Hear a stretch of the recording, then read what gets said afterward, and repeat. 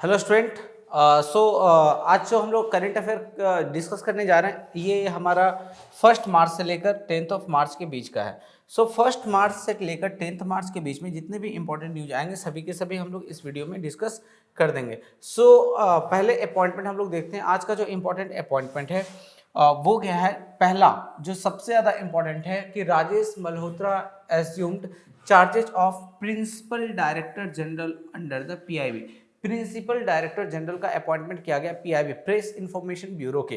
Press information bureau का principal director general के रूप में जिसका अपॉइंटमेंट किया गया उसका नाम क्या है, तो आप बता सकते हो राजेश मल्होत्रा। पीआईबी की अगर मैं बात करूं जिसका हेडक्वार्टर है न्यू दिल्ली, और पीआईबी एक बहुत ही पुराना ऑर्गेनाइजेशन है प्रेस का हमारे इंडिया में, जिसको स्टैब्लिश किया गया था 1919 में, 1919 में। चलिए बढ़ते हैं स्टूडेंट नेक्स्ट न्यूज की तरफ, नेक्स्ट अपॉइंटमेंट की तरफ। और ये भी अपॉइंटमेंट हमारे लिए बहुत ही ज़्यादा इंपॉर्टेंट है। जैसे lieutenant general Suchindra Kumar takes charges as the vice chief of army staff. Army staff के वाइस चीफ के रूप में अपॉइंटमेंट किया गया है सुचिंद्र कुमार का। सुचिंद्र कुमार इज अपॉइंटेड, जो आप इमेज में देख रहे हो यही है Suchindra Kumar. He is appointed as the new vice chief of army staff. एक बात बताइए, आर्मी डे कब सेलिब्रेट किया जाता है? आर्मी डे 15 जनवरी को। नेवी डे सेलिब्रेट किया जाता है 4 दिसंबर को। एयरफोर्स डे 8 अक्टूबर, है ना। तो कुछ चीज़ें हैं, जब कोई न्यूज आता है स्टूडेंट उससे रिलेटेड सारे के सारे न्यूज आप लोग पढ़ते जाना, याद करते जाना एंड रिवाइज करते जाना।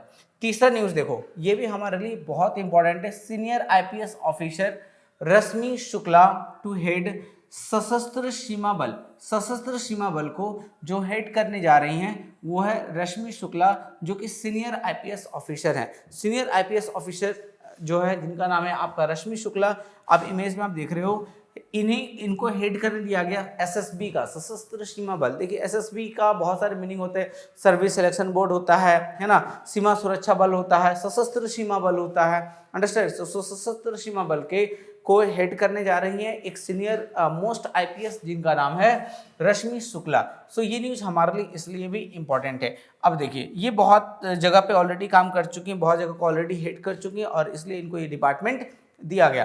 तीसरा जो न्यूज है वो देखिए, S Dubey take charges as the controller general of account, मतलब सीजीए। देखिए CAG controller and auditor general of India अलग होता है, सीजीए अलग होता है, मतलब कंट्रोलर जनरल ऑफ अकाउंट, जिसके चार्जेस दिए गए इस बार एसएस दुबे को चार्जेस दिया गया कंट्रोलर जनरल ऑफ अकाउंट, जो आप इमेज में देख रहे हो, है ना। चलिए इसके बाद CAG is the principal adviser on accounting matter to the union government. अच्छा आप लोग एक बात बताओ, फिनेंस मिनिस्टर कौन है?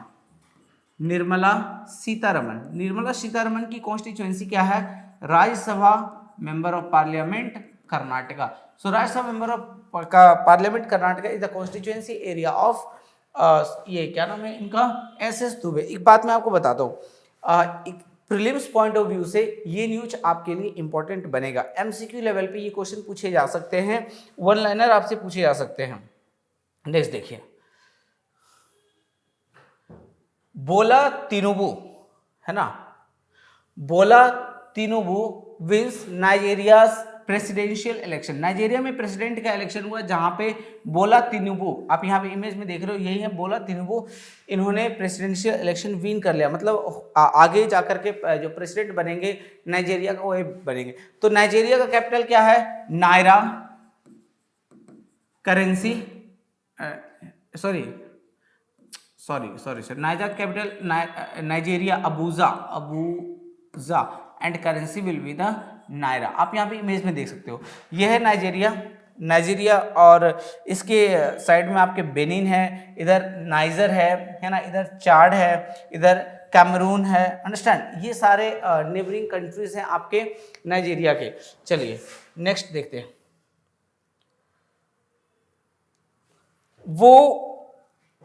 Vo Van Thuong elected as the new president of Vietnam. देखिए वियतनाम में भी न्यू प्रेसिडेंशियल इलेक्शन हुए थे, जहां पे इस बार जो विन किया आप यहाँ पे इमेज में देख रहे हो, इनका नाम है Vo Van Thuong. Is became the president of Vietnam. Vietnam का कैपिटल है Hanoi, and currency will be the dong, है ना। आप यहाँ पे इमेज में देख रहे हो, ये वाला एरिया ही आपके वियतनाम का एरिया है, जो कि आपकी इमेज पे आपके स्क्रीन पे दिखाई दे रहा होगा। अब देखिए इधर में आपका बैंकॉक है ना, इधर में आपका ये क्या नाम है, चाइना है, इधर में आपका लाओस है, चाइना तो बहुत बड़ा रीजन्स है ना। चलिए, तो ये आपका है वियतनाम, और वियतनाम कैपिटल है Hanoi, and currency will be the Dong. और ये है आपके वो वन थोंग, है ना, जिनको रिसेंटली इलेक्ट किया गया as the president of Vietnam. चलिए स्टूडेंट, नेक्स्ट बढ़ते हैं न्यूज़ की तरफ। आज का जो इंपॉर्टेंट न्यूज होगा, इसमें बहुत सारे न्यूज इंपॉर्टेंट है जो कवर हम कर रहे हैं आपके साथ, और जिसमें से पहला न्यूज आप देख रहे हो रिलेटेड टू द इसरो है। ISRO conducts flight test of cryo organic engine for Chandrayaan 3 mission, है ना। चंद्रयान 3 मिशन के लिए, है ना, क्रायो ऑर्गेनिक इंजन डेवलप किया जा रहा है। फ्लाइट टेस्ट किया गया है किसके द्वारा, इसरो के द्वारा, इंडियन स्पेस रिसर्च ऑर्गेनाइजेशन। जैसा कि मैंने अभी प्रीवियस वीडियो में आपको बताया था कि इंडिया के स्पेस एजेंसी का नाम है इसरो, यूएसए के स्पेस एजेंसी का नाम है नासा, रशिया के स्पेस एजेंसी का नाम है रोसकॉस्मस, अंडरस्टैंड। इस तरह से पाकिस्तान के स्पेस एजेंसी का नाम है सुपरको, अंडरस्टैंड। सो फ्रांस के स्पेस एजेंसी का नाम है यानी जापान के स्पेस का नाम है जक्षा। तो इस तरह से आप मतलब बहुत सारे कंट्री हैं जिसके स्पेस एजेंसी आप याद रख सकते हो। तो इसरो ने सक्सेसफुली कंडक्ट किया द फ्लाइट क्या नाम है, acceptance host test of the CE-20 cryo organic engine in February 2023। चलिए, आपके लिए इंपॉर्टेंट यही बनेगा कि cryo organic engine Chandrayaan 3 mission के लिए टेस्ट किया गया है, और किसने टेस्ट किया है, ऑफकोर्स इसरो ने टेस्ट किया है। चलिए स्टूडेंट, बढ़ते हैं नेक्स्ट न्यूज की तरफ, दैट इज द इंपॉर्टेंट। देखिए, Emirates emerges the largest foreign airlines, मतलब इंडिया में कौन सा ऐसा एयरलाइंस है जो लार्जेस्ट एयरलाइंस के रूप में सामने आया है।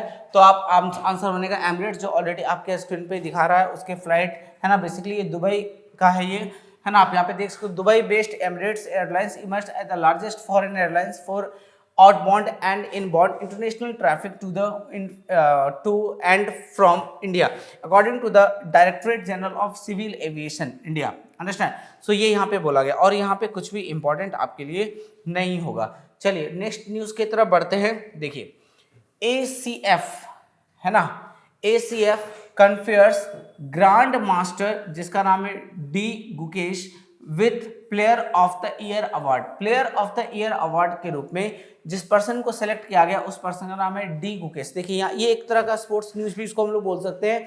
यहाँ पे बोला जाएगा ACF के द्वारा प्लेयर ऑफ द ईयर का अवार्ड किस पर्सन को दिया गया है ना। तो आप बता सकते हो डी गुकेश को दिया गया। अब डी गुकेश कौन से स्पोर्ट्स से बिलोंग करते हैं, तो आप यहाँ पे इमेज में आप देख रहे हो ये चेस प्ले करते हैं, तो इसलिए आंसर बनेगा चेस। चलिए स्टूडेंट, बढ़ते हैं नेक्स्ट न्यूज़ की तरफ, and next news is very very important for us. देखिए, प्रेसिडेंट मुर्मू, द्रौपदी मुर्मू, अभी प्रीवियस वीडियो में मैंने आपको बताया था कि मुर्मू ने मतलब एक अवार्ड कन्फेयर किया है। अब यहाँ पे भी देखो एक अगेन एक अवार्ड, एक सम्मान से रिलेटेड आया। द्रौपदी मुर्मू ने कन्फेयर किया स्वच्छ सुजल शक्ति सम्मान 2023, है ना। और ये कब किया है, 4 मार्च को किया है। पढ़ना, द्रौपदी मुर्मू विल कन्फेयर द स्वच्छ सुजल शक्ति सम्मान 2023, कहाँ पे, न्यू दिल्ली में 4 मार्च 2023 को। It will be given under various category of the स्वच्छ भारत मिशन, ग्रामीण, है ना, जल जीवन mission and national water mission. अच्छी एक बात बताता हूँ, इस मिनिस्ट्री में एक न्यू मिनिस्ट्री ऐड किया गया है, जल शक्ति मिनिस्ट्री, है ना, जल शक्ति ministry.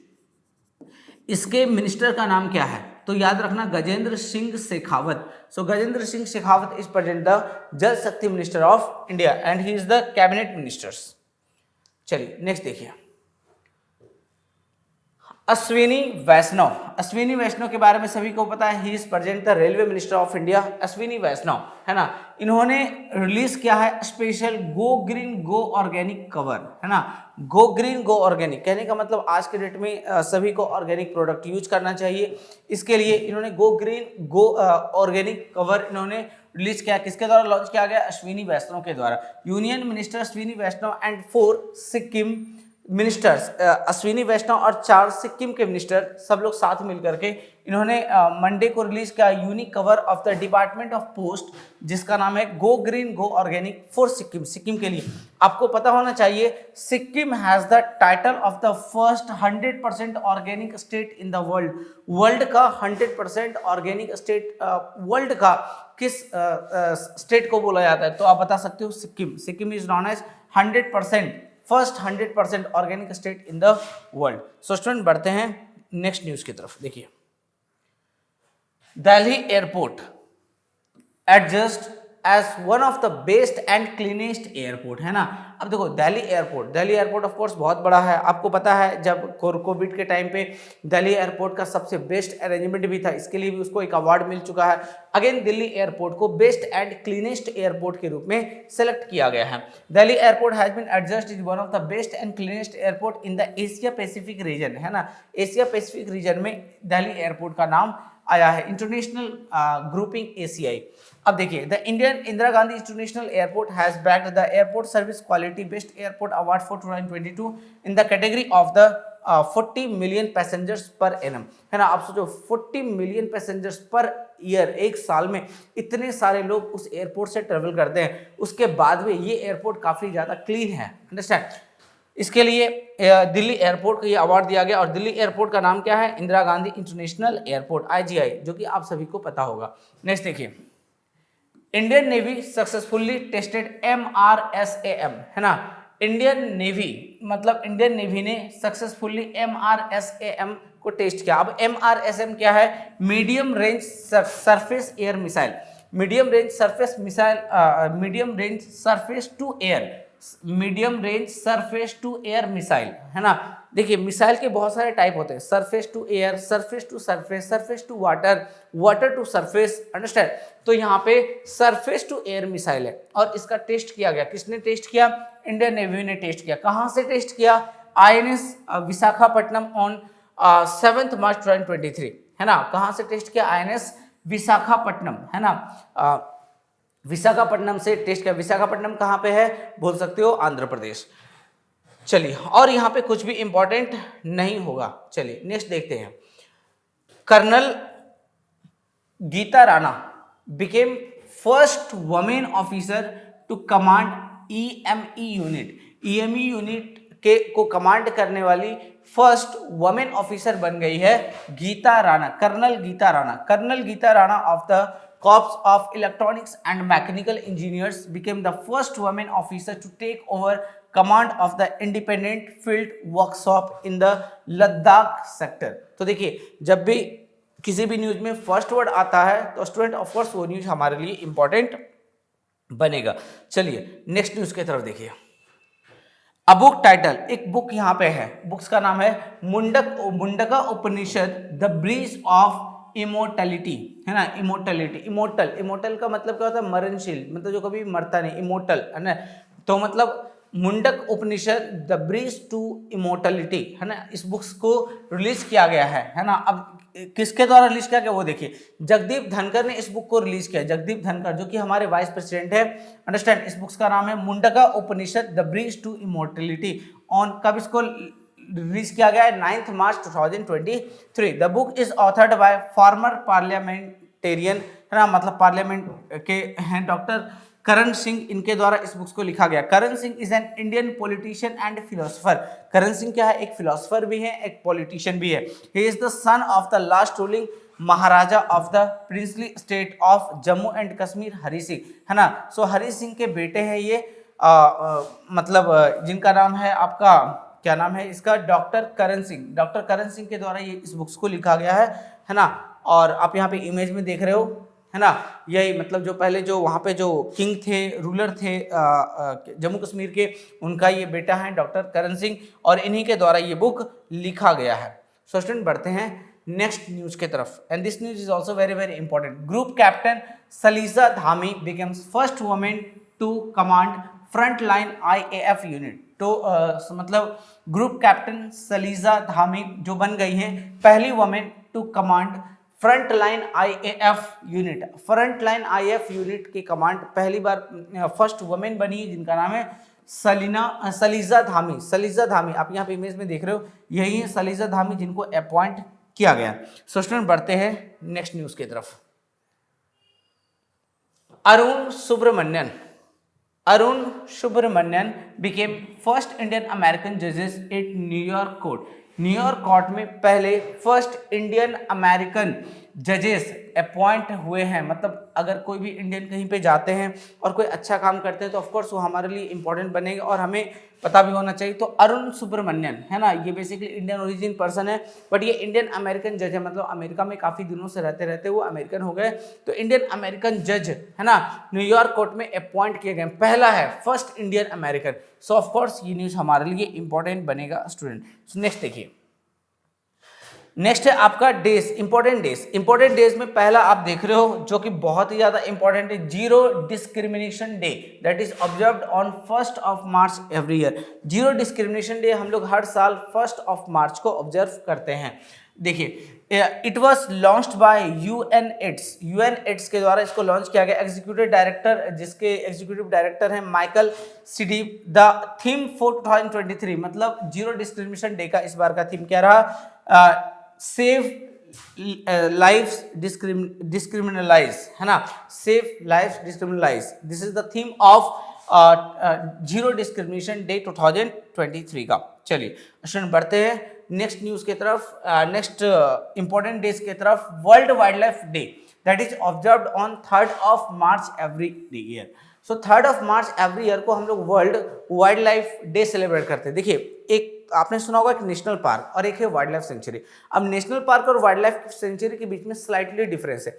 National park basically reserve किया जाता है, वाइल्ड लाइफ सेंचुरी भी रिजर्व रहता है, लेकिन वाइल्ड लाइफ सेंचुरी का एरिया बहुत बड़ा होता है, नेशनल पार्क का भी एरिया बहुत बड़ा होता है। लेकिन दोनों में डिफरेंस क्या होता है, नेशनल पार्क बहुत जितने भी होते हैं लगभग सभी के सभी पब्लिकली ओपन होते हैं, वाइल्ड लाइफ सेंचुरी भी ओपन होते हैं, लेकिन वाइल्ड लाइफ सेंचुरी कुछ सिंक्रोनाइज किया गया। बेसिकली वाइल्ड लाइफ सेंचुरी बनाने का मोटो क्या है, to save the flora and fauna, understand. So उसके लिए जब हम लोग बता सकते हैं कि भाई फ्लोरा एंड फोना एनिमल को सेव करो, ट्रीज को सेव करो, इसके लिए अवेयरनेस के लिए हम लोग world wild life day celebrate करते हैं, that is every year on 3rd of March, understand.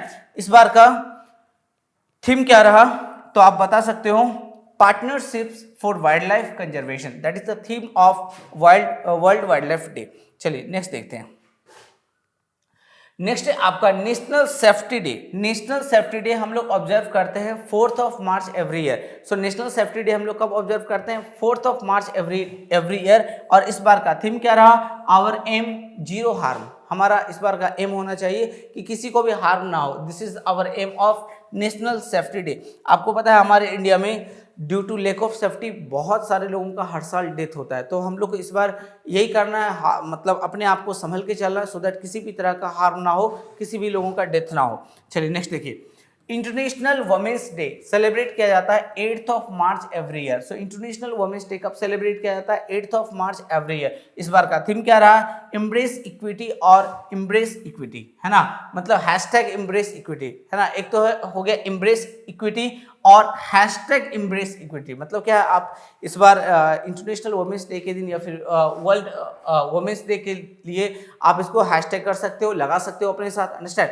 चलिए इसके साथ बढ़ते हैं नेक्स्ट न्यूज़ की तरफ, and this news is also one of the most important days. जैसे CISF राइजिंग डे सेलिब्रेट किया जाता है 10th ऑफ मार्च को। CISF central industrial security force, है ना, CISF अपना राइजिंग डे कब सेलिब्रेट करता है, 10th of March every year, है ना, 10th of March. The CISF was set up in 1969 को इसको सेटअप किया गया था, act of the parliament of India. It works under the union minister of home affair. एक बात बताइए, होम मिनिस्टर भी कौन है, तो आप बता सकते हो sir, Amit Shah. Amit Shah is present the home minister and its headquarter is located in new Delhi. और इसका हेडक्वार्टर मतलब CISF का हेडक्वार्टर कहाँ पे है, तो आप बता सकते हो न्यू दिल्ली, अंडरस्टैंड, न्यू दिल्ली।